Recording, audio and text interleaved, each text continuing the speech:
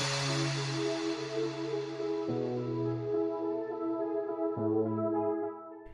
27 tháng 3 năm 1995, Mauricio Gucci, con trai của Rodolfo Gucci, là người thừa kế thương hiệu danh tiếng, đã bị một sát thủ bí ẩn thủ tiêu ngay khi bước vào tòa nhà văn phòng của mình tại số 20 Balestro, Milan, nước Ý.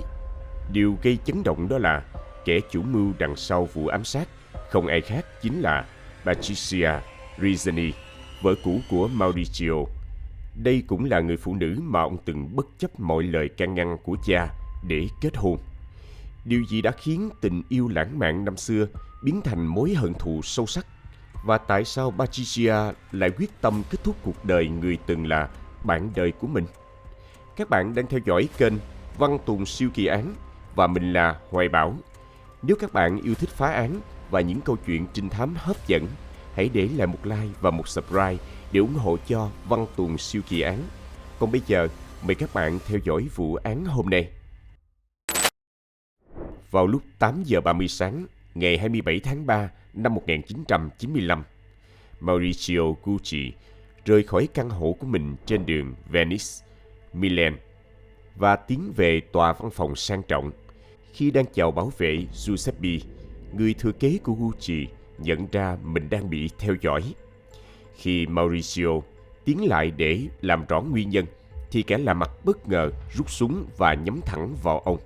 Phát súng đầu tiên trúng vào bả vai của Mauricio. Ông cố gắng chạy trốn, nhưng kẻ tấn công không có ý định để nạn nhân trốn thoát. Hắn bắn liên tiếp vào lưng, hông và phát súng thứ tư nhắm thẳng vào đầu, khiến Mauricio mất mạng ngay lập tức. Người bảo vệ Giuseppe đứng sững người vì quá bàng hoàng. Sau khi hoàn hồn, ông cố gắng đuổi theo kẻ tấn công, nhưng cũng bị bắn vào cánh tay. Trước khi mất ý thức, người bảo vệ nhìn thấy hắn ta lên chiếc xe Renault Clio màu xanh lá đậu bên lề đường và nhanh chóng chạy trốn. Cảnh sát nhanh chóng có mặt tại hiện trường vụ án, nhưng Mauricio đã qua đời. Nạn nhân thứ hai bị thương nặng và được đưa đi cấp cứu ngay lập tức. Mặc dù mọi thứ diễn ra trong chớp nhoáng, nhưng rất nhiều phóng viên đã nhanh chóng kéo đến, khiến hiện trường trở nên hỗn loạn. Mọi người đều muốn chụp được hình ảnh cuối cùng của người thừa kế thương hiệu xa xỉ Gucci. Vậy ai là kẻ đứng sau vụ ám sát kinh hoàng này? Để tìm ra câu trả lời, chúng ta hãy quay ngược thời gian, trở lại một thế kỷ trước. Năm 1899, một con tàu từ Ý cập cảng lên đền. Trên tàu, chàng trai Guccio Gucci, chỉ mới 18 tuổi, đã đến thành phố phồn hoa này với đôi bàn tay trắng. Nhờ sự nhanh nhẹn và khôn khéo, ông đã may mắn tìm được công việc giữ cửa tại khách sạn Savoy, một trong những khách sạn xa hoa bậc nhất thời điểm bấy giờ. Nơi đây chỉ đón tiếp những người thuộc tầng lớp quý tộc và giàu có. Công việc của chàng trai trẻ là giúp khách mang hành lý, và dần dà ông nhận ra tiềm năng lớn trong từng chiếc túi hay vali mà những người giàu sang mang theo.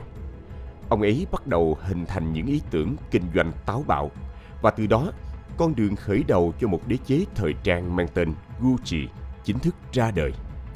Vào thời điểm đó, hành lý được thiết kế riêng cho hoàng gia và quý tộc tại quê hương của chàng trai, thành phố Florence. Nước Ý là nơi có nguyên liệu da chất lượng bậc nhất trên thế giới. Cha ông là một thợ làm da, nên ông đã nghĩ rằng tại sao không mở một cửa hàng chuyên phục vụ đồ da cao cấp cho giới thượng lưu. Chàng thanh niên trẻ bắt đầu quan sát cẩn thận cấu trúc và thiết kế của những hộp da cao cấp và học cách ghi nhớ chúng. Vài năm sau, với số tiền tích lũy được, ông đã quay về cố hương. Ban đầu, Guccio chỉ mở một cửa hàng da nhỏ, sản xuất đồ trang trí và phụ kiện cho người chơi môn cưỡi ngựa ở địa phương. Nhưng với quyết tâm biến sản phẩm của mình trở thành mặt hàng cao cấp, chàng trai trẻ tuổi này đã dùng hầu hết lợi nhuận để tuyển dụng những thợ da giỏi nhất, mua nguyên liệu da tốt nhất và tạo ra những sản phẩm tinh tế nhất bằng số vốn lớn. Nỗ lực của Guccio đã thành công. Sự tinh tế trong chất lượng sản phẩm và những vật dụng da cao cấp mà ông tạo ra đã thu hút được nhiều khách hàng quý tộc, giúp thương hiệu của ông có được danh tiếng nhất định. Năm 1921, tại Florence, Ông mở cửa hàng thời trang đầu tiên và đặt tên nó theo tên của mình, Gucci. Từ khởi đầu nhỏ bé, sau hơn 10 năm nỗ lực và giữ vững tâm huyết, cuối cùng ông đã trở thành người sáng lập thương hiệu Gucci, thương hiệu mà ngày nay được vinh danh trên toàn thế giới. Sau khi mở cửa hàng thời trang đầu tiên, Gucci trở nên nổi tiếng một cách bất ngờ, nhanh chóng chinh phục nhiều khách hàng với thương hiệu sản phẩm được mệnh danh là biểu tượng của tầng lớp thượng lưu. Gucci cũng thu hút sự yêu thích của các quý tộc đam mê môn thể thao đua ngựa, với các thiết kế phục vụ những người cưỡi ngựa, cùng nhiều loại túi và trang sức, đã trở thành những sản phẩm rất được ưa chuộng. Tận dụng cơ hội này, Gucci liên tiếp mở các chi nhánh tại Milan và Rome, với biểu tượng đặc trưng là hai chữ G được lồng vào nhau, được lấy cảm hứng từ tên người sáng lập. Trên con đường khởi nghiệp đó, Gucci không đơn độc. Bên cạnh ông luôn có các con trai của mình, Aldo, Vasco và Rodolfo. Thập kỷ 1930 là thời kỳ hoàng kim của Gucci. Tuy nhiên, không lâu sau đó, khủng hoảng bắt đầu xảy ra trên toàn nước Ý. Giữa và cuối thập kỷ 30, nước Ý chịu sự kiểm soát của chế độ phát xít độc tài và Thế chiến thứ hai bùng nổ. Lúc này, cuộc chiến của người dân trở nên khó khăn, nguồn cung trở nên khan hiếm và vật liệu da ngày càng khó mua. Trong khi Gucci ngày càng khẳng định tên tuổi của mình, nhiều thương hiệu da nổi tiếng khác buộc phải ngừng sản xuất hoặc tuyên bố phá sản. Tuy nhiên, Aldo nhanh chóng nhận ra rằng Gucci cần phải có sự thay đổi, nếu không thì cũng sẽ giống kết cục như những thương hiệu đó. Ông quyết định thay thế da bằng các vật liệu khác dễ kiếm hơn như vải để sản xuất túi xách, cũng như sử dụng tay cầm bằng tre. Cải cách này đã giúp Gucci vượt qua cuộc khủng hoảng nhiên liệu và trở thành một trong những thương hiệu hàng đầu tại châu Âu. Không chỉ trong khu vực châu lục của mình, Aldo cho rằng Gucci cần mở rộng sang thị trường lớn hơn. Ông nhắm đến Hoa Kỳ và bắt đầu cân nhắc sản phẩm nào sẽ mở đường cho thị trường này. Qua tìm hiểu, Aldo nhận thấy rằng giày loafers rất phổ biến ở Mỹ, nhưng có thiết kế và màu sắc đơn điệu, thiếu tính ứng dụng trong thời trang. Nhà thiết kế chính của Gucci quyết định thiết kế một mẫu giày loafers hoàn toàn mới với màu đen trang trọng thay cho màu nâu truyền thống. Thêm khóa ngựa độc quyền của thương hiệu nâng tầm tinh xảo. Ngay khi ra mắt, sản phẩm nhanh chóng được nhiều người Mỹ yêu thích. Đôi giày này được đặt tên là 1953 Mocasino Hospice và trở thành biểu tượng đặc trưng của Gucci. Tuy nhiên, chỉ 15 ngày sau khi chi nhánh New York khai trương, người sáng lập thương hiệu Guccio Gucci đã qua đời tại Milan. Cả đời cống hiến, ông chỉ mong muốn xây dựng một thương hiệu cao cấp. Nhưng điều mà Guccio không thể ngờ tới là gia đình ông sẽ chia rẽ vì khối tài sản khổng lồ mà ông để lại. Và người đàn ông bị sát hại mà chúng ta nhắc đến ở phần đầu câu chuyện chính là cháu trai của ông, Maurizio Gucci, cựu tổng giám đốc tập đoàn Gucci nổi tiếng.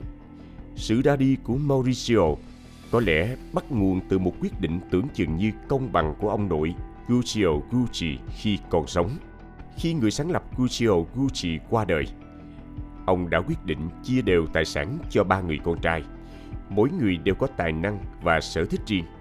Nhưng sự đoàn kết của ba anh em đã đưa Gucci từ một thương hiệu nhỏ trở thành một trong những tên tuổi hàng đầu thế giới, là biểu tượng thời trang cho các ngôi sao điện ảnh và giới chính trị. Thế nhưng, đế chế gia đình Gucci không thể tránh khỏi những mâu thuẫn khi thế hệ thứ ba trưởng thành. Sau sự ra đi của Vasco, cổ phần được chia đều cho Aldo và Rodolfo, và mỗi người nắm giữ 50% tập đoàn. Với doanh thu chạm ngưỡng 100 triệu bảng Anh vào thập niên 1980, Gucci đã bước vào thời kỳ hưng thịnh. Tuy nhiên, những xung đột ngầm cũng bắt đầu bùng lên. Paolo, con trai cả của Aldo, với người vợ đầu là nhà thiết kế trong tập đoàn, nhưng tính khí nóng nảy và bốc đồng khiến ông thường xuyên mâu thuẫn với cha mình. Khi Rodolfo qua đời năm 1983, Maurizio trở thành người thừa kế trẻ với khối tài sản kết xù và nắm quyền sở hữu một nửa tập đoàn Gucci. Tuy vậy, ông ao ước về một Gucci mới mẻ và tin rằng tập đoàn cần một cuộc cải cách hoàn toàn mới, bởi danh sách sản phẩm phổ thông mà Oddo phát triển đã làm giảm giá trị thương hiệu. Để đạt được giấc mơ tái sinh Gucci, Mauricio quyết tâm loại bỏ người bác quyền lực đã gắn bó với thương hiệu trong nhiều năm. Tuy nhiên, điều này không dễ dàng vì dưới sự lãnh đạo của Oddo, Gucci vẫn luôn vững vàng và phát triển. Lúc này, Mauricio đã xúi giục người anh họ Paolo đứng về phía mình để leo lên chức chủ tịch tập đoàn. Oddo tất nhiên không ngồi yên. Ông cáo buộc rằng Mauricio đã giả mạo chữ ký của cha để trốn thuế. Tuy nhiên, có ai đó đã thông báo trước cho Mauricio và ông ta đã vội vàng chạy trốn tới Saint Moritz, Thụy Sĩ trước khi bị bắt giữ. Trong thời gian ở biệt thự tại Saint Moritz, Mauricio âm thầm lên kế hoạch trả thù. Sau cuộc chiến đầu tiên với gia đình, ông ta quyết định rằng lần này sẽ đuổi hết tất cả thành viên gia đình ra khỏi công ty, kể cả khi phải chấp nhận rủi ro đưa sói vào nhà. Mauricio liên lạc với công ty tài chính Morgan Stanley, nhờ họ tìm bên thứ ba phù hợp để dùng số tiền lớn thuyết phục Paolo bán cổ phần của mình. Quá trình đàm phán diễn ra khá khó khăn. Tuy nhiên, cuối cùng Paolo đồng ý bán 3% cổ phần của Gucci với giá 47 triệu USD. Sau khi nhận được số tiền lớn, Paolo quyết định thực hiện hóa ước mơ mở thương hiệu cá nhân mang tên P. Gucci. Tuy nhiên, Paolo bị chính người em từng cùng hội cùng thuyền đâm đơn kiện vi phạm bản quyền, đồng thời bị cha ruột đuổi ra khỏi gia đình. Từ cậu ấm giàu sang trở thành kẻ trắng tay, ông ta quyết định tố cáo cha mình với Cục Thuế Hoa Kỳ IRS về tội trốn thuế và lừa đảo 70 triệu USD, khiến Oddo phải vào tù khi đã 81 tuổi. Có thể thấy, với lòng tham cùng mong muốn độc chiếm quyền lực và khát khao khẳng định bản thân đã đẩy gia tộc Gucci vào vòng xoáy bi kịch. Cuối cùng, Oddo và Paolo đã ra đi trong sự uất ức, và con trai của Rodolfo trở thành người nắm giữ quyền lực tối cao trong Gucci. Từ đây, Mauricio đã bắt đầu thực hiện những dự định ấp ủ bấy lâu nay. Mauricio mời nhà thiết kế trẻ tài năng người Mỹ Tom Ford đảm nhận vị trí thiết kế sản phẩm may sẵn cho Gucci, với mong muốn thổi một làn gió mới vào thương hiệu. Bên cạnh đó, trong chiến lược cải cách của mình, ông ta loại bỏ hàng loạt sản phẩm do Oddo phát triển. Từ hơn 20.000 sản phẩm đa dạng, Gucci giờ đây chỉ còn tập trung vào khoảng 4.000 sản phẩm. Mauricio quyết tâm tái định vị thương hiệu, biến Gucci trở thành biểu tượng của xa xỉ phẩm chỉ dành cho giới thượng lưu. Tom Ford đã đem đến những thiết kế táo bạo và hiện đại, mang lại sự bứt phá cho Gucci trên các sàn diễn thời trang. Tuy nhiên, trong kinh doanh, mọi thứ không suôn sẻ như mong đợi. Chi phí tái cấu trúc cao cùng với việc đầu tư vào dòng sản phẩm mới tiêu tốn rất nhiều vốn, trong khi các sản phẩm đó lại chưa thực sự được công chúng đón nhận. Việc cắt bỏ các sản phẩm cũ dẫn đến doanh thu suy giảm nghiêm trọng. Tình hình càng trở nên khó khăn hơn khi Mauricio duy trì lối sống xa hoa và tiêu xài hoang phí. Các nhà đầu tư bắt đầu nghi ngờ năng lực của người đứng đầu Gucci và cho rằng ông ta không đủ năng lực để dẫn dắt tập đoàn. Họ bắt đầu tìm kiếm một người lãnh đạo có năng lực hơn để lèo lái Gucci khỏi bờ vực khủng hoảng. Dưới áp lực lớn, Mauricio thừa nhận không thể quản lý tập đoàn và quyết định bán 53% cổ phần của mình với giá 1,9 tỷ USD cho Investcorp. Từ đó, thành viên cuối cùng của dòng họ Gucci cũng rời khỏi công ty do chính gia tộc mình gây dựng. Sau đó, Mauricio theo đuổi các dự án cá nhân, bao gồm kế hoạch xây dựng sòng bạc ở Saint Moritz và một cảng du lịch ở Mallorca. Tuy nhiên, cách vận hành sai sót cùng lối sống quá xa hoa đã khiến ông ta chìm trong nợ nần với ngân hàng và các nhà đầu tư. Điều này đã khiến nhiều người trong gia tộc từ mặt. Thậm chí, ngay cả đám tang của Mauricio sau này cũng chỉ có vợ cũ và 2 con gái đến viếng. Sau khi bị ám sát, Mauricio được chôn cất tại nghĩa trang gia đình ở Saint Moritz. Vậy, ai là người đã trừ khử Mauricio? Phải chăng là một chủ nợ bất mãn, hay một thành viên trong gia đình có mối hận thù lâu năm, hoặc một đối tác bị tổn thất nặng nề do những chính sách kinh doanh yếu kém? Có người thậm chí nói rằng mafia Ý có liên quan đến vụ việc này, bởi mối quan hệ xã hội của ông ta trước khi qua đời vô cùng phức tạp.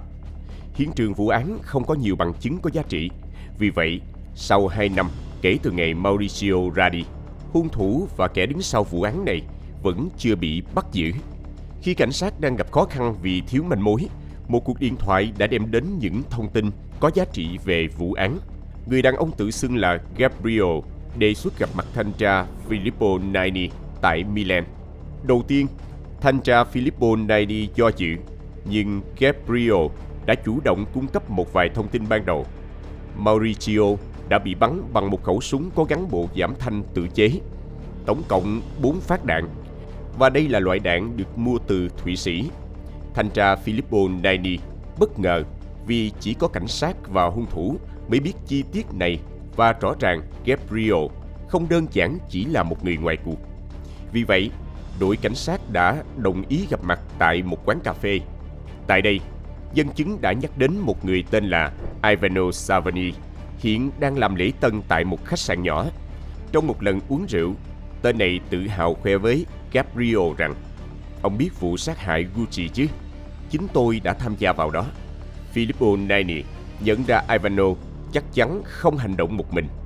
Để tìm ra thủ phạm và kẻ chủ mưu, ông đề nghị Gabriel mang thiết bị nghe lén và hỏi lại Ivano Savani về vụ việc. Nghi phạm đồng ý, và sau đó hai người đã hẹn gặp nhau ở ngoài. Sau khi nói chuyện, Ivano đã nhắc đến tên của tay súng Benedetto Serrano và người tài xế Orazio Scala.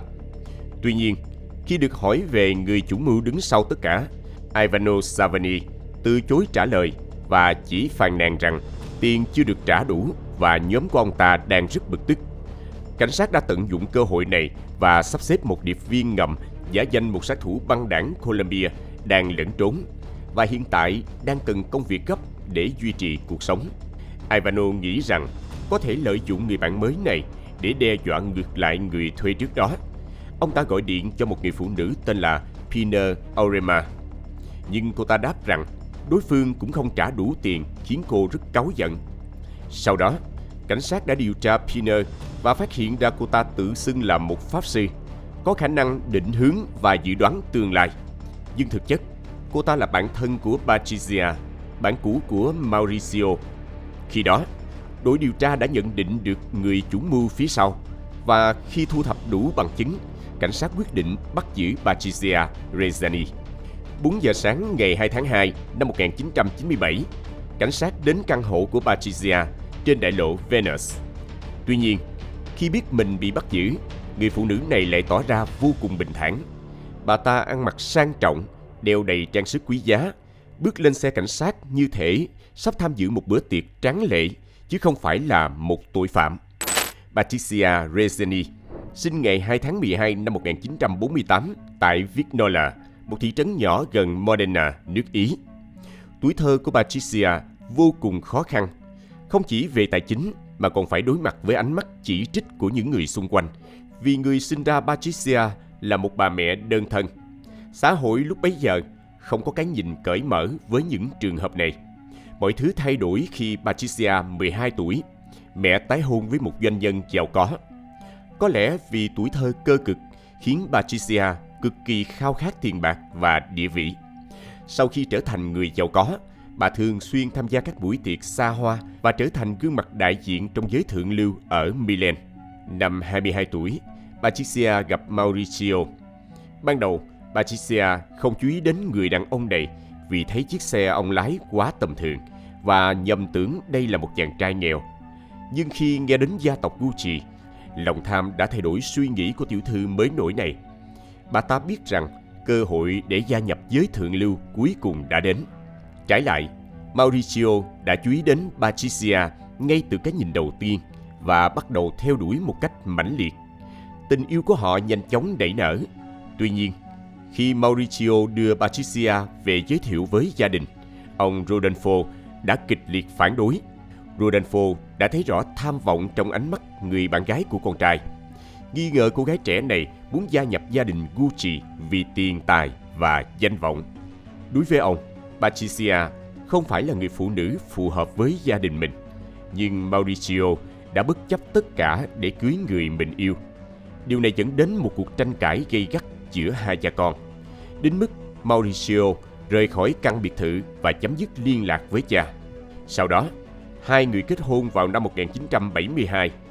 Bữa tiệc được tổ chức vô cùng hoành tráng, nhưng gia tộc Gucci dường như không mặn mà lắm và có rất ít người tham gia. Sau đám cưới, Patricia sống vô cùng xa hoa với những bộ trang phục đắt tiền, những món trang sức lấp lánh, những chuyến du lịch bằng chuyên cơ riêng và kỳ nghỉ trên du thuyền sang trọng.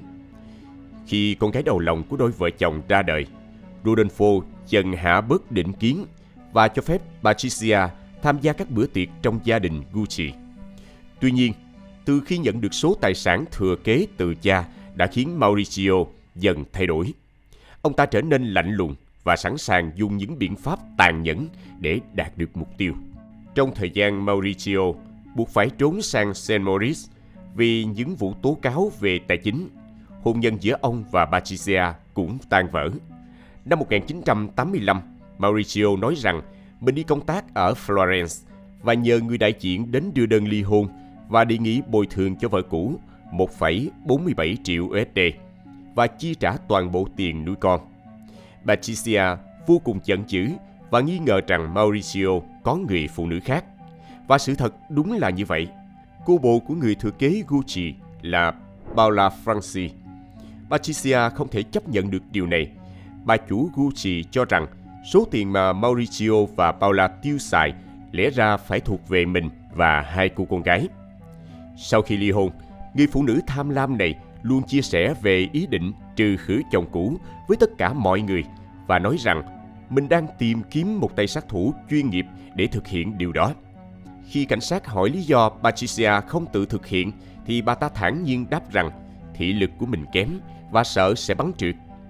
Chỉ 2 giờ sau khi Mauricio qua đời, kẻ chủ mưu nhanh chóng đến căn hộ ở đường Venus, nơi Mauricio và Paula đang sống cùng nhau, và đuổi cô bồ nhí ra khỏi nhà. Tại tang lễ của chồng cũ, sự bình tĩnh khác thường của bà chủ Gucci một thời khiến nhiều người bắt đầu nghi ngờ về sự liên quan của bà ta với vụ ám sát Mauricio. Tuy phía công tố đã có đủ chứng cứ chứng minh rằng Patricia là kẻ đứng sau vụ ám sát này, nhưng là một người thủ đoạn, Patricia cố gắng dùng lý do bị suy giảm trí nhớ để không nhận tội. Thế nhưng, lời bào chữa này đã bị bồi thẩm đoàn bác bỏ. Sau đó, bà ta thay đổi lời khai, khẳng định chỉ là lời nói trong lúc bực tức và không hề ra lệnh cho bất cứ ai trừ khử chồng cũ. Bà ta thản nhiên đổ lỗi cho người bạn thân, khai rằng Piner đã lên kế hoạch từ đầu và mình hoàn toàn không biết gì. Tuy nhiên, khi kiểm tra lịch sử giao dịch, cảnh sát phát hiện rằng Patricia đã từng rút một số tiền lớn từ ngân hàng Monte Carlo để thưởng cho hung thủ đã ra tay với Mauricio. Ngoài ra, trong nhật ký của Patricia, lực lượng chức năng tìm thấy dòng chữ tội ác không mua được bằng tiền, viết 10 ngày trước sự ra đi đầy đau đớn của cựu chủ tịch Gucci. Vào ngày ông ta qua đời vì vết thương chí mạng do súng, bà ta đã viết từ Paradisos, có nghĩa là thiên đường. Ngày 19 tháng 5 năm 1998, Patricia cùng 4 đồng phạm bị buộc tội cố ý gây án mạng cho chồng cũ. Tại phiên tòa ở Milan, tất cả nghi phạm đều thừa nhận Patricia là chủ mưu. Bà ta đã thuê họ ám sát Mauricio vì lòng tham và nợ nần. Luật sư của Patricia lập luận rằng cuộc phẫu thuật não năm 1992 đã ảnh hưởng đến khả năng phán đoán của thân chủ, nhưng vẫn không được bồi thẩm đoàn chấp thuận. Cuối cùng, vào tháng 11 năm 1998, tòa án kết án Patricia 29 năm tù. Các đồng phạm Piner bị kết án 25 năm, Ivano 26 năm, Orezio 29 năm và Benedetto, tay sát thủ trực tiếp ra tay tàn ác với nạn nhân, lãnh án chung thân. Patricia nhiều lần kháng cáo, thậm chí cố gắng tự kết liễu, nhưng tòa án tối cao Ý giữ nguyên bản án, buộc kẻ chủ mưu này phải trả giá cho tội ác của mình. Hai cô con gái của Patricia và Mauricio chưa bao giờ tin rằng mẹ mình có tội và cho rằng bà ta bị vu oan. Nhờ nỗ lực của luật sư, Patricia cuối cùng được phép mang thú cưng của mình là một con vẹt vào tù. Patricia được trả tự do vào năm 2014 sau khi ngồi tù 16 năm nhờ nỗ lực lao động và thực hiện công việc tình nguyện. Hiện tại, bà ta làm việc cho thương hiệu trang sức Bozat và sống cùng con vẹt cưng. Năm 2021, đạo diễn Riley Scott làm phim về gia đình Gucci với Lady Gaga vào vai Patricia. Bộ phim tài liệu đã giúp Patricia tiếp tục thu hút sự chú ý và nổi tiếng. Công chúng tự hỏi, tại sao một gia tộc từng vinh quang lại sụp đổ vì lòng tham? Tại sao một tình yêu từng rực rỡ lại có thể trở thành ngòi nổ cho nhiều tội ác tàn nhẫn đến vậy? Hay tất cả đơn giản chỉ là một cái giá mà đế chế Gucci không thể tránh khỏi? Bạn nghĩ sao về sóng gió gia tộc này? Hãy để lại ý kiến ở phần bình luận bên dưới để cùng thảo luận nhé. Và trước khi rời đi, đừng quên để lại một like, một subscribe và bật chuông thông báo để tiếp tục theo dõi những vụ án hấp dẫn trên Văn Tùng Siêu Kỳ Án. Còn bây giờ, xin chào và hẹn gặp lại các bạn trong các video tiếp theo.